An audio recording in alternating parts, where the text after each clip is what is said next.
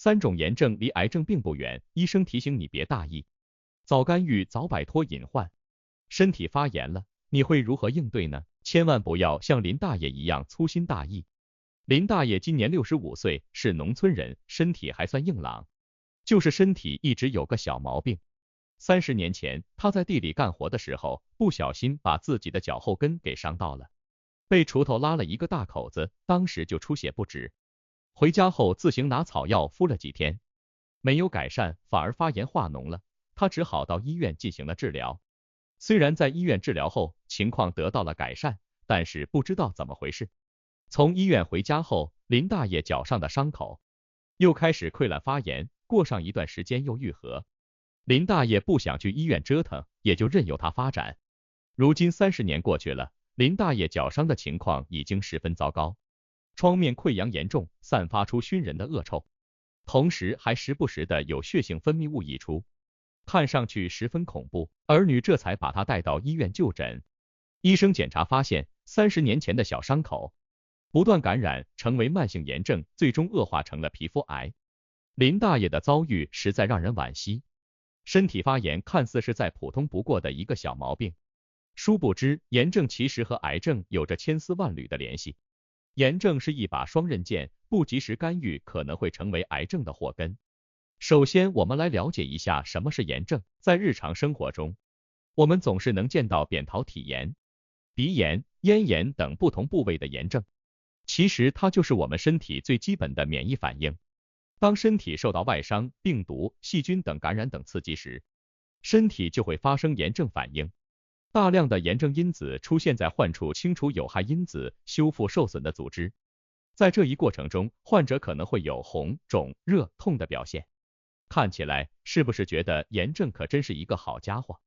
炎症从本质上看，确实是机体抗损伤修复的过程。轻型的炎症也无需过多处理，但是有些炎症反应短期内太过于剧烈，炎症因子会敌我不分，攻击正常的细胞，甚至让患者死亡。比如细胞因子风暴，在新冠肺炎疫情中，很多患者的死亡原因就是细胞因子风暴。新冠病毒在体内大量复制，会过度激活人体的免疫系统，乃至于免疫系统失去控制，形成炎症风暴。炎症因子在大肆消灭新冠病毒的同时，机体也被其反噬，造成大量正常的细胞死亡。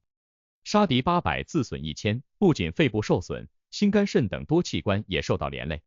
如果炎症的病程很长，成为了慢性炎症，可能还有促癌的风险。在炎症修复身体损伤的过程中，细胞需要进行增殖，而增殖又需要进行无数次分裂。DNA 复制的次数过多，出错的概率也就越大，有可能就产生了异常的癌细胞。这些癌细胞日积月累，也就发展成为了癌症。19世纪，一位德国的病理学家 Virchow 就在肿瘤观察到有炎症细胞的存在。他觉得这不是偶然的情况，首次提出了肿瘤源自于慢性炎症的假设。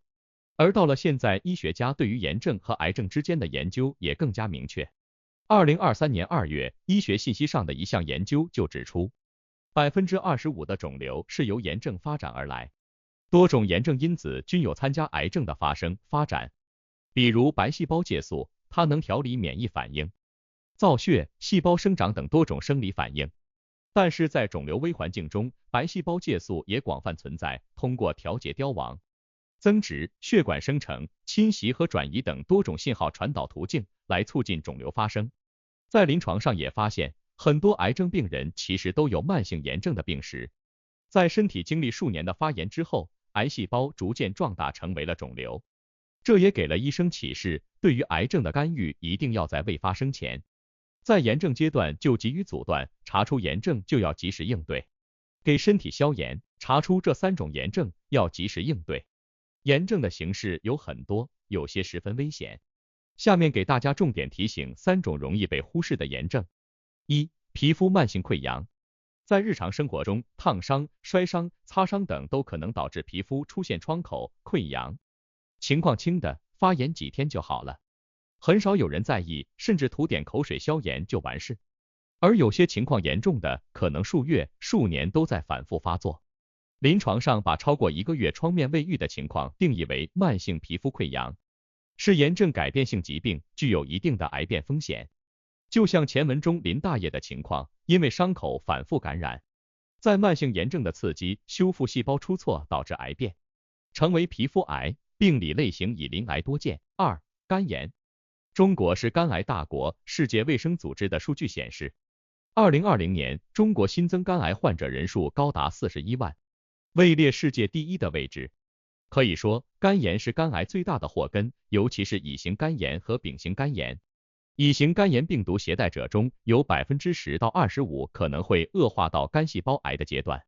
乙肝病毒在肝脏内持续复制，导致肝脏长期处于发炎的状态，可能会引起肝硬化的出现，如果还不控制，进一步就可能会恶化到肝癌的阶段。三、慢性胰腺炎。胰腺癌是恶性程度最高的癌症之一，90%以上的患者在确诊后生存期不超过1年。具体发病机制，医学家至今还没有弄清楚。值得确定的是，慢性胰腺炎可以增加胰腺癌的发病风险，这是危险因素其一。肿瘤防治研究中指出，首次查出慢性胰腺炎的2年内，胰腺癌的风险增加16倍。胰腺炎可能会通过激活炎症反应，帮助癌细胞免疫逃逸，从而躲过免疫系统对其围剿。看到这里也别太担心，虽然说炎症有癌变的风险，但是也并不是所有的炎症都会癌变。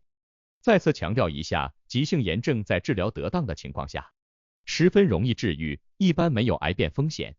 而慢性炎症如果没有得到控制，长期发作，历经数年乃至几十年，一小部分患者可能会患上癌症。